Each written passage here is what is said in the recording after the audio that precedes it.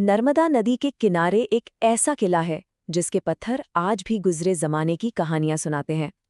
सोचिए, एक ऐसी जगह जहां इतिहास, कला और एक महान रानी की विरासत आज भी जिंदा है। तो चलिए, आज हम महेश्वर के इसी शानदार किले के कुछ राज खोलते हैं। कहा जाता है किला अपने राज उजागर होने का इंतजार कर रहा है, तो फिर देर किस बात की। चलिए, आज इन दीवारों के पार झांकते हैं और ये जानने की कोशिश करते हैं कि ये दीवारें हमसे क्या कहना चाहती हैं। तो सवाल ये है कि आखिर इन मजबूत दीवारों के पीछे कौन सी कहानियां दबी हैं? और हाँ, कौन थी वो विजनरी रूलर, वो दूरदर्शी शासक जिन्होंने इस शानदार इमारत का सपना देखा और उसे हकीकत में बदल दिया? तो सबसे पहले, ये किला है कहाँ? ये है मध्य प्रदेश के महेश्वर में। इंदौर से करीब 95 किलोमीटर दूर एक बड़ी पहाड़ी पर बड़ी शान से खड़ा है, और यहाँ से पवित्र नर्मदा नदी का एक बेहद खूबसूरत नज़ारा दिखाई देता है। इसे महेश्वर किला भी कहते हैं और अहिल्या किला भी। और जरा सोचिए, इसे कितनी स्ट्रेटेजिक लोकेशन पर एक पहाड़ी पर बनाया गया था। मतलब एक तरफ हलचल भरा शहर और दूसरी तरफ शांत बहती नर्मदा। यहाँ से पूरे राज्य पर नजर रखना कितना आसान रहा होगा, है ना? अब बात करते हैं उस शख्सियत की जिनकी सोच ने इस किले को एक पहचान दी। देखिए, ये सिर्फ पत्थर और गाले की इमारत नहीं है, नहीं, ये एक दूरदर्शी रानी के विजन का जीता जागता सबूत है। तो आखिर कौन थी वो महान रानी जिनकी सोच इतनी बुलंद थी?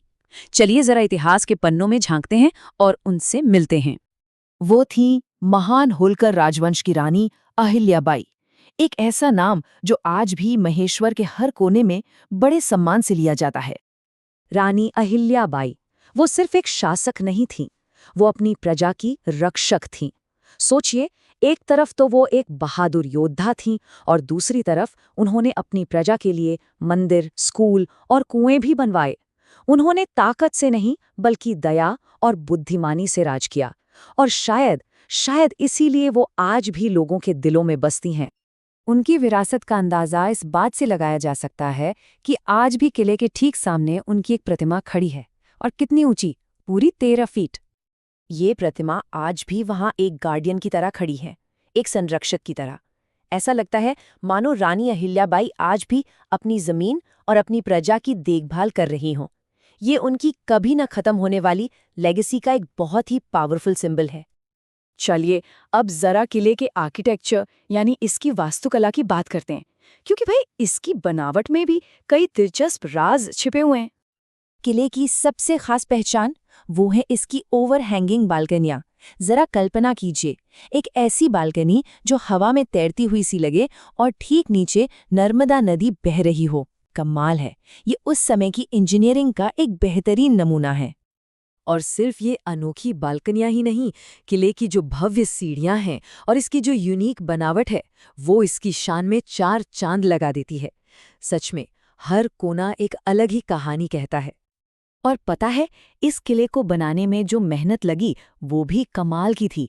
इसके लिए कोई आसपास से नहीं, बल्कि गुजरात और राजस्थान जैसे दूर दराज के इलाकों से खास लाल पत्थर मंगवाए गए थे।